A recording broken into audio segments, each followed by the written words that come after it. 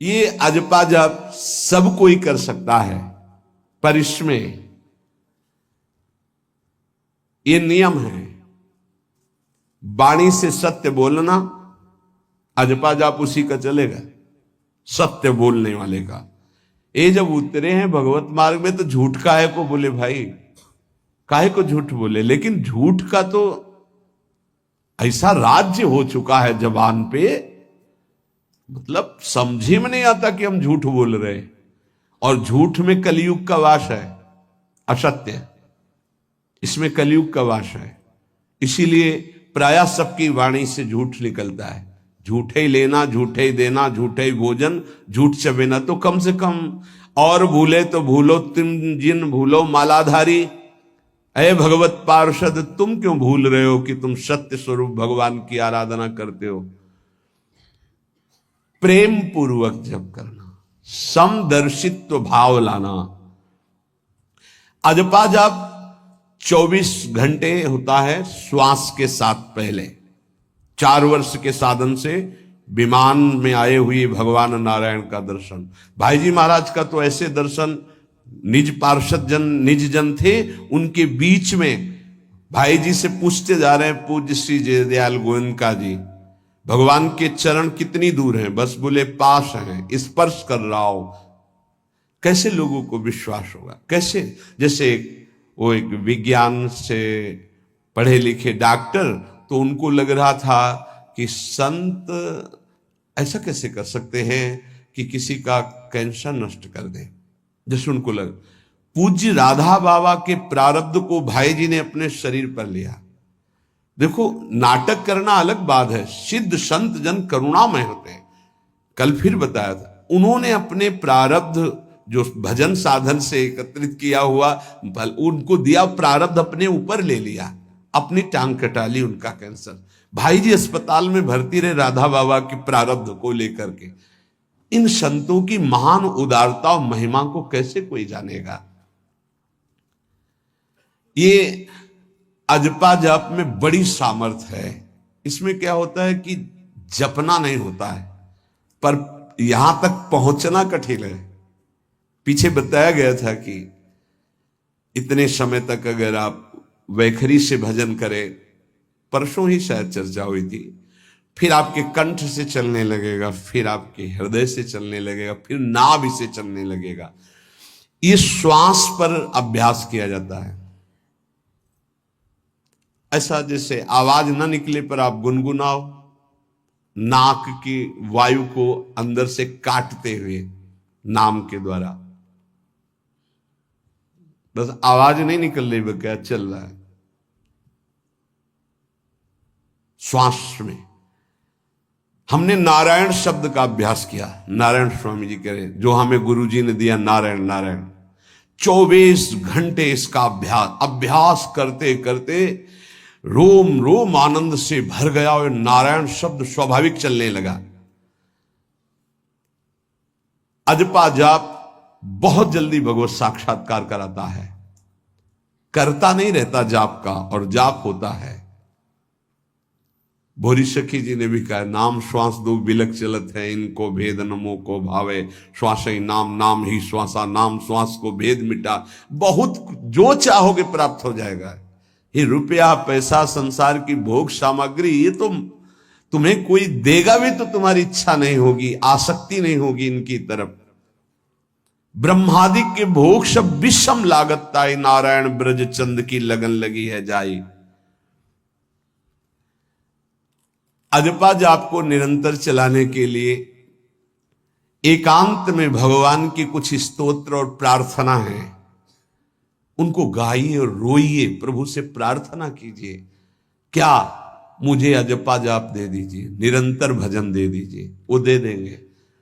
हमने संतों से सुना है कि भगवान भजन मांगने की बात को बड़ी जल्दी पूरी करते हैं, कि मुझे अखंड भजन दे दीजिए, हृदय से जब चाहोगे तब। वो अंतर्यामी है, वो आपके अंदर बैठे देख रहे हैं। भगवान मुझे भजन दे दिए, और आपके चल रहा विविध भोगों की, तो पहले उन भोगों को नष्ट करेंगे या पूर्ण कराएंगे, तब आखिरी बातें आएगी। जब विभीषण जी श्री भगवान के सन्मुख गए तो भगवान ने सबसे पहली बात पूर्ण की जो लंका में चलते समय भाव आया था कि भगवान के चरणों का आश्रय लेकर उनके बाहुबल से इस रावण का विनाश करके जिस सिंहासन पर बैठकर इसने लात मारी यहीं बैठूंगा आके। पहला काम किया, समुद्र का जल मंगाकर लंकाधिपति पद पर अभिषिक्त कर दिया। लंकेश कह के उन्होंने कहा कि प्रभु उर्कछु प्रथम वासना रही, प्रभुपद प्रीति सरित सो वही। प्रभु आपके चरणों के दर्शन से कोई कामना नहीं। तो भगवान कहते नहीं, पहले कामना की थी उसकी पूर्ति ले। हम भगवान से भजन मांगेंगे, साथ में नाना प्रकार की वासनाएं हैं, तो इसीलिए जब बहुकाल करी सत्संगा, सत्संग सुनते सुनते ये दिमाग में बैठ जाता है कि भोग वासनाएं कामनाएं ये हमें फंसाने वाली हैं, हमें नहीं चाहिए। जब आपके अंदर से उदासीनता आएगी तब भजन की मांग पूरी हो जाएगी। कभी कभी भगवान का गुणानुवाद करके एकांत में रोया करे साधक। कभी रोना आता है अपने इंद्रिय और मन के विलास की पूर्ति ना होने पर। इतने मोटे मोटे आंसू गिरते, तब लगता है कितने कीमती आंसू कितने घटिया जगह में गिरा रहे हो। अरे इन्हीं से प्रभु को खरीद लेते हैं। अगर उनके लिए रो देते तो इतने करुणामय हैं वो कि आपको आभास होने लगता। भले हम अंतःकरण उस कोटि की व्याकुलता नहीं कि मेरे प्रभु हम पर कितनी कृपा कर रहे हो, अगर हृदय से उनको पुकारे तो निश्चित वो अनुभव में आ जाते हैं। छोटी छोटी बातों में लोग रो देते हैं, ऐसे रो देते हैं, मोटे मोटे आंसू चल रहे बात में ऐसे, और प्रभु की चर्चा हो जाए घंटों कोई फर्क नहीं पड़ेगा। ये तो आश्चर्य लगता है। और भक्तों को चाहे जितना भीषण कष्ट हो कभी आंसू नहीं निकल सकते। जब आंसू निकलेंगे तो भगवत भाव में निकलेंगे। कह रहे नारायण स्वामी कि अजपा जाप के लिए भगवान से प्रार्थना करो। कभी कभी एकांत में उनके स्तोत्र हैं, गुण हैं, उनको गा गा कर रो, उनसे प्रार्थना करो, हे दीन बंधु मुझे अपना अखंड भजन दे दो। जो चाहिए सब प्राप्त हो जाएगा। भजन से क्या नहीं प्राप्त हो सकता। एकांत में बैठकर रोने से, ऐसे प्रतिदिन जब आप नियम बना करके प्रभु से प्रार्थना करेंगे। मीराबाई जी ऐसा ही करती थी, रात्रि में गिरधर से बात करती थी, प्रार्थना करती थी। नारायण स्वामी जी कह रहे हैं उपासक ये बिल्कुल ध्यान रखे, यदि नाम सिद्ध करना है तो झूठ बोलना शपथ पूर्वक त्याग दे। झूठ नहीं बोलूंगा। सत्य बोलना इस अजपा जाप के लिए निहायत जरूरी है, निहायत जरूरी है।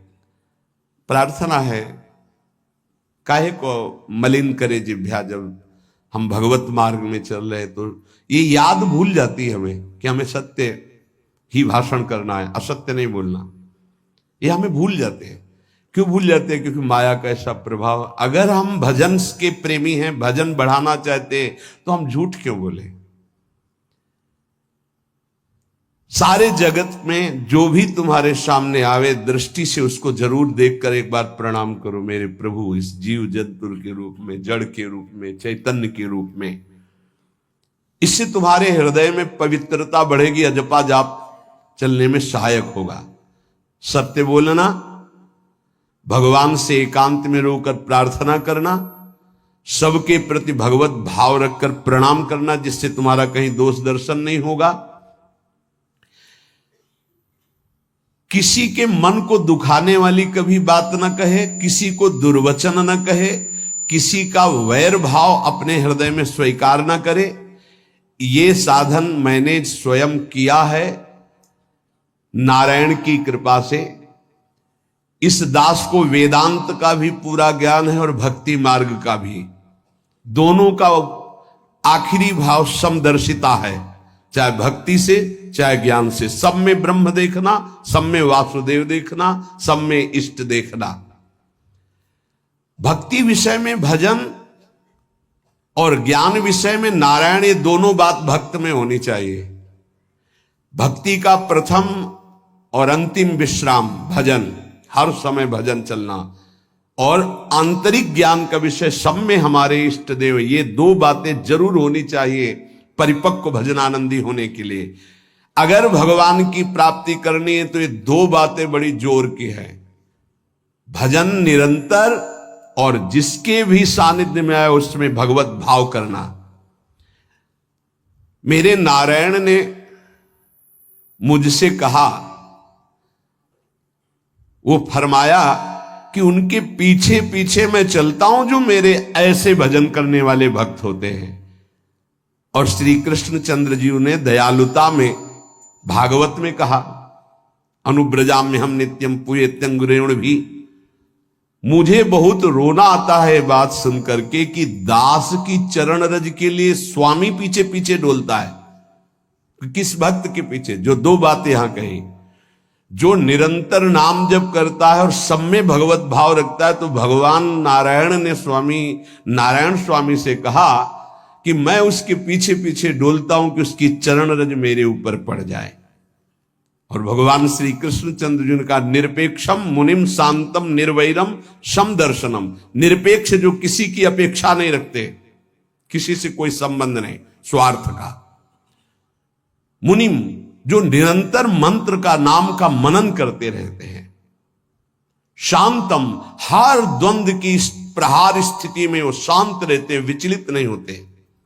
निर्वैरम कोई उनसे वैर करे तो भी वो उससे वैर नहीं करते। और समदर्शी सब में अपने इष्ट को देखते। ऐसे संतों के पीछे में भगवान कहते उनकी चरण रज लेने के लिए हर समय पीछे पीछे रहता हूं।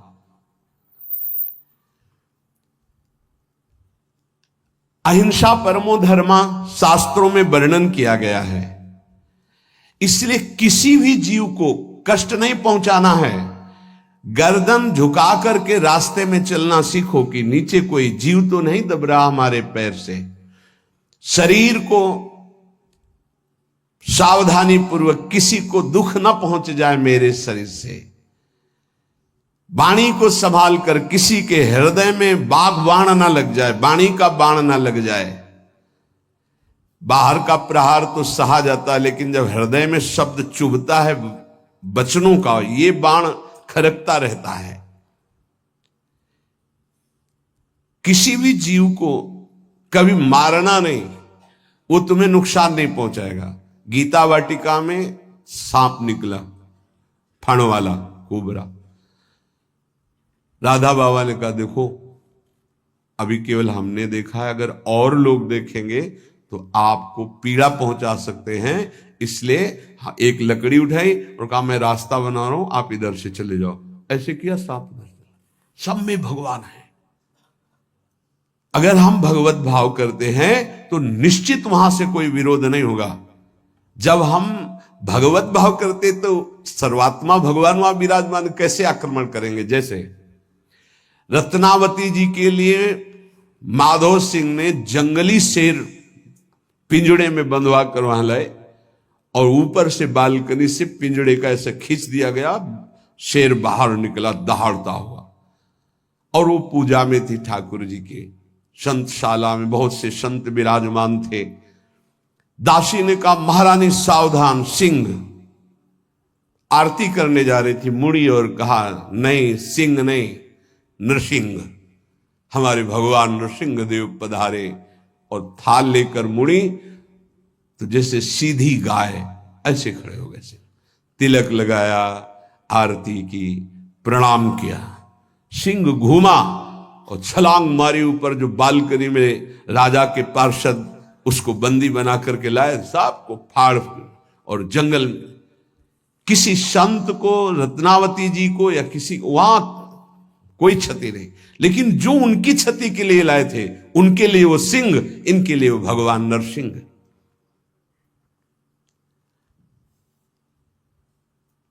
यथा योग्य दूसरे की सहायता करना, ये अपने भजन को बढ़ाने के लिए अत्यंत आवश्यक है। नारायण स्वामी जी कहते हैं,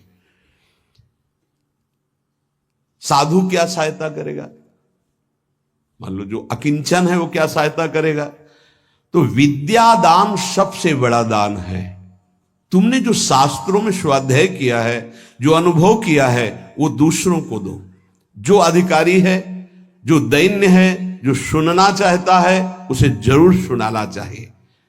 जो विद्या का दान करता है भगवान का भजन बहुत सहजता से होने लगता है दूसरे को भजन में लगाने की बात। इसीलिए जैसे आप गृहस्थ में हैं तो आप अपने परिवार के छोटे बच्चे बड़े सब 5 मिनट आप राधा राधा कहिए, आप 10 मिनट भजन कीजिए, आप स्वयं कीर्तन कीजिए, पूरे परिवार को सुनने को मिले, बहुत लाभ मिलता है। सब अगर नगर कीर्तन करें तो लाखों लोगों के पाप नष्ट हो जाए, आपको बहुत जल्दी भगवत प्राप्ति हो जाए। ये साधन होते थे। अब क्या हो गया कि इतनी भजन के प्रति लघु बुद्धि हो गई कि शर्म लगेगी कि हम पूरे गांव में कैसे कीर्तन करें। जो शर्म लगने वाली बातें उनमें शर्म नहीं, नाम जप में शर्म लगेगी कि हम 10 लोग मिलकर नगर कीर्तन करें। पहले ऐसा था, प्रातः 4 बजे गांव के 10-20 लोग बड़े बूढ़े मंजीरा लेकर ढोलक लेकर के आसपास गांव में फेरी देते थे, जिसे प्रभात फेरी कहते थे, और वो नाम कीर्तन करते हुए कितनी सुंदर प्रथाएं थी। शाम के समय रामायण या भागवत की कथाएं कोई जो पढ़ा लिखा है वो सुना रहा है, 10, 20, 50 ऐसे आसपास के घरों के लोग बैठकर भगवान की चर्चा सुन रहे हैं। ये जरूर करना चाहिए, जो भजन के लिए बहुत उत्साह बढ़ता है। ध्यान करते समय, भजन करते समय मन तुम्हें घुमा घुमा कर माया में फंसाएगा। नारायण स्वामी का अनुभव, तुम्हें उसको घुमा घुमा के भजन में लाना है, ये युद्ध करना है। मन ने जो मांगा वही हम देने के लिए तैयार हो जाते हैं। ध्रुवदास जी कहते हैं, मन अब तक तूने जो कहा मैंने किया, मैं जो कहता हूं तुम्हें करना पड़ेगा। थोड़ा तो हिम्मत लाओ मन से लड़ने के लिए, और किसी से लड़ने की जरूरत नहीं। मन को जीत गए तो सच्चे गुरु बन जाओगे। मन को जिसने चेला बना लिया वही सच्चा गुरु नहीं। मन के सब चेला हैं, कोई बिरला ऐसा है जो मन को अपने शिष्य बना ले। बहुत ध्यान दीजिए, लाखों बार प्रश्न आते हैं ये। मन जब तुम भजन में बैठोगे तो घुमा घुमा कर माया में मारेगा, आपको वहीं गिराएगा। तुमको ये करना है कि उसे घुमा घुमा कर नाम में लाना है। चल राधा राधा राधा, तेरी एक बात नहीं सुनेंगे। इस साधन के करने से मन की शक्ति जो विषय भोगों में फंसाने वाली है वो कम हो जाती है। ध्यान दीजिए, बड़े अनुभवी महात्मा है नारायण स्वामी। बार बार जब आप अपने मन को संसार की तरफ जाते हुए से घसीट कर नाम में लाएंगे तो कमजोर पड़ जाएगा और वो तुम्हारे अधीन होने लगेगा। मन जिसने अधीन कर लिया वो साक्षात भगवत स्वरूप हो जाता है। मन मारिया तन बस में की ना, हुआ भरम सब दूर, बाहर से कछु दिखत नाही, अंदर चमके नूर। आपो त्याग जगत में बैठे नहीं किसी से काम, उनमें तू कछु अंतर नाही, संत कहो चाहे राम। वो भगवान का स्वरूप हो जाते हैं। मन की प्रत्येक स्फुरणा पर ध्यान रहे, वो तुम्हें संसार की तरफ घुमा घुमा कर मारेगा, तुम्हें घुमा के नाम में लाना है। ये साधन तुम्हें अजपा जाप में स्थित करेगा। मन रूपी दर्पण को साफ करना है। जो जो वासना आवे उस वासना को नहीं भोगना है, इससे मन रूपी दर्पण साफ हो जाएगा। जैसे जैसे तुम वासनाओं को भोगते हो वैसे वैसे मन के ऊपर परत चढ़ती चली जाती है मल की, और जैसे जैसे तुम वासनाओं को नहीं भोगते हो तो मन निर्वासनिक होता जाता है। भोगने से सुख नहीं मिलेगा, ना भोगने से सुख मिलेगा। भोगने से शांति नहीं मिलेगी, ना भोगने से शांति मिलेगी। त्यागात शांतिरंतरम। अब बहुत बुरा बैठ गया है ये हमारे हृदय में कि हमारे मन में जो आए वो भोग मिल जाए, हम सुखी। बड़ी कृपा। बोले जब से भजन शुरू किया बड़ा चमत्कार, जो चाहते हो जाता है। दुर्भाग्य, ये कोई सौभाग्य है? जो मन चाहे वो पूर्ण हो जाए सौभाग्य नहीं है। फिर वो तुमको अधीन करके जो तुम नहीं चाहोगे वो भी करवा लेगा। सौभाग्य है कि मन जो चाहता है वो हम नहीं करते। जो शास्त्र में लिखा है गुरु आज्ञा, वही मन की बात मानते हैं। अभ्यास करते करते वासनाएं कम होने लगती, फिर वासनाएं नष्ट हो जाती, फिर स्फुरणा ही नहीं होती, अजपा जाप प्रारंभ हो जाता है। विक्षेप यही वासनाएं पहुंचा रही भजन में। भजन से जो महासुख मिलता है तुम्हें कैसे बताऊं, नारायण स्वामी कह रहे हैं। मन को वश में करने पर जो सुख मिलता है वो ब्रह्मा को भी सुख नहीं है। अब आप सोच लीजिए, मन के अधीन होने पर दुर्गति तो सब देख रहे हैं, लेकिन मन को वश में करने पर जो सुख है वो परमेष्ठी पद ब्रह्मा में भी नहीं है। इसीलिए भक्त कहता है, न पारमेष्ठ्यम न महेंद्र धिष्णम, नहीं चाहिए देवराज इंद्र का पद या ब्रह्मा का पद। ऐसा सुख स्वयं मिल गया क्योंकि मन अधीन हो गया। इसलिए इस दास ने स्वामी नारायण की कृपा से इस मन को अधीन किया। नेत्रों से जलधारा बहने लगी और हर समय नारायण की छवि नेत्रों में बस गई और जिह्वा ने प्रबल रूप धारण कर लिया, नारायण नारायण नारायण नारायण। अभी जिह्वा प्रबल रूप, समोसा चटनी ये वो कैसे नाम मीठा लगे। राधा नाम सुधा रसम, पानी आया मुंह में? नहीं। राधा नाम सुधा रसम, पानी आया मुंह में? नहीं आया। वो अभी गरम गरम समोसा चटनी ये या अमुक चीज या अमुक, मुंह में पानी आ जाएगा क्योंकि हमारी जिह्वा का स्वाद बिगड़ गया। बोले हमारी जिह्वा प्रबल हो गई, किस बात में? रुकी नहीं रही, राधा राधा राधा राधा, जैसे राधा बाबा की। नारायण स्वामी जी कह रहे नारायण नारायण नारायण। हमने इसको कैसे वश में किया? बाजार में जाता, मिठाई की दुकान के सामने खड़े होता, जो सब चीज दिखाता, और फिर कहता नारायण नारायण नारायण, कुछ नहीं मिलेगा, चलो। फल की दुकान में जाता, जगह जगह इसको हर चीज दिखाया, कुछ नहीं दिया, ये हमको जलाया, और हम नारायण नारायण के द्वारा इसको शांत किया। माया ने हर चीज मंगवाकर हमारे सामने रखी पर नहीं खाया। ध्यान दीजिए, महापुरुष अपने इसको लिखने के पहले उन्होंने लिखा है कि मैं कोई लेखक नहीं हूं, मैं उन साधकों के लिए जो भगवत साक्षात्कार करना चाहते हैं उनके लिए रात्रि में अपने प्रिय नारायण का भजन रोक करके कुछ बातें लिख रहा हूं। अगर इनको स्वीकार करोगे तो आपका भी अजपा जाप चलने लगेगा, आप भी भगवत साक्षात्कार कर लेंगे। जब हमने देखा कि बहुत सुंदर सुंदर भोजन बन करके हमारे सामने माया भेजने लगी, नारायण भेजने लगे, ऐसा नहीं कह रहे, देख लो साधक की चतुरता देखो। माया हमारे सामने अच्छा अच्छा भोजन पकवान, पर मैं कभी उन अच्छे भोजन को नहीं पाता, मामूली साधारण उससे निकाल करके भोजन पाता। जितने सिद्ध हुए हैं उनकी रहनी यही है। मिठाई चरफरा स्वादिष्ट जवान पर ना रखने का नियम ले लिया, ये बड़ी बात है। अभी कुछ समय पहले एक महापुरुष पधारे, उन्होंने पहले आजीवन मिठाई छोड़ दी, कोई मीठा, फिर नमक छोड़ दिया, फिर भगवदाकार वृत्ति में शरीर भी छोड़ दिया। क्या महापुरुषों ने पाया है कि हम प्राण और शरीरों को इस सब कुछ समझते। पहले ही बता दिया था 3 दिन पहले कि अमुक समय में शरीर छूटेगा, और हंसते खेलते सबके सामने शरीर समाधिस्थ होकर छोड़ दिया।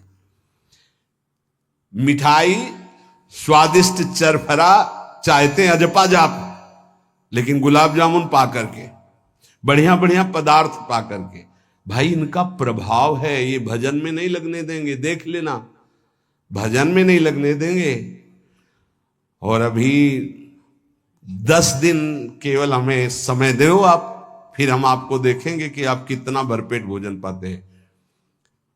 किसी भी मिठाई में चीनी नहीं पड़ेगी और किसी भी दाल या कढ़ी में नमक नहीं पड़ेगा, मिलेगा सब कुछ। खीर भी मिलेगी, गुलाब जामुन भी मिलेगा, पर चीनी नहीं होगी। दाल भी होगी, सब्जी होगी, कढ़ी होगी, पर नमक नहीं होगा, चलेगा। 10 दिन बाद आप देखो अगर पेट न पचकने लगे तो स्वाद ही नहीं मिलेगा। ये क्या हो रहा है? ये जवान को संभालना है अजपा जाप के लिए, वो गोस्वामी तुलसीदास जी ने भी कहा है, अगर लोन बिना सब्जी और ऐसे सीठा भोजन तो बहुत जल्दी नाम सिद्ध हो जाए। तो हम कह रहे चलो ऐसा नहीं सही तो पर सात्विक और थोड़ा पाना सीखो। देखो माया की व्यवस्था में कमी नहीं रहेगी, व्यवस्था तो बहुत जोर की होती रहेगी, आप चिंता ना करें। खाते खाते मर जाएंगे, भोजन कम नहीं होगा, ये सृष्टि का क्रम है। आप अपने अगर जिह्वा को आपने विविध प्रकार का स्वाद दिया तो इस दास ने जो अनुभव किया कि नाम जप नहीं चल पाएगा निरंतर। नारायण स्वामी कह रहे हैं देख लो नाम चलाना है या रसेंद्री, थोड़ा नमक कम हो, नमक डलवा। अरे यार कभी कभी तो साधु को ऐसा सौभाग्य मिलता है कि नमक ना हो, कभी ऐसा बिगड़ा एक चुपचाप दबा के प्रसन्नता से मन की इंद्री को नहीं शांत, कैसा भोजन, बहुत प्रसाद बहुत सुंदर था। कभी ऐसा कभी नमक ना हो, कभी कम नहीं मांगना चाहिए, कम से कम थोड़ा तो कभी कभी अवसर मिले ऐसा। कभी खीर बनाओ चीनी ना डालो, देखो ना बिल कभी ऐसा। फिर देखो खीर कौन मांगता है, एक दोना के बाद मान लो उपदेश हो गया कि तो एक दोना के बाद खीर नहीं, वो अजपा जाप के लिए खीर मना है अजपा जाप के लिए। ये रसेंद्री का विलास बहुत विचित्र है। खाते खाते मीठा शुगर हो गया, खाते खाते परेशान, लेकिन फिर भी रसेंद्री नहीं मानती।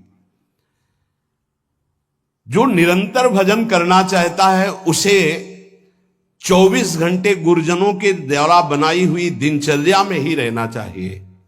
एक दिनचर्या कोई पकड़ लीजिए, एक आज्ञा पालन कीजिए। अगर 100 आज्ञा ना पालन करने की सामर्थ्य आ जाए तो बताना, एक कोई आज्ञा पालन कर लीजिए। वो 100 आज्ञा पालन और एक आज्ञा उल्लंघन कर दीजिए, 100 आज्ञाओं से आपको नीचे गिरा देंगे।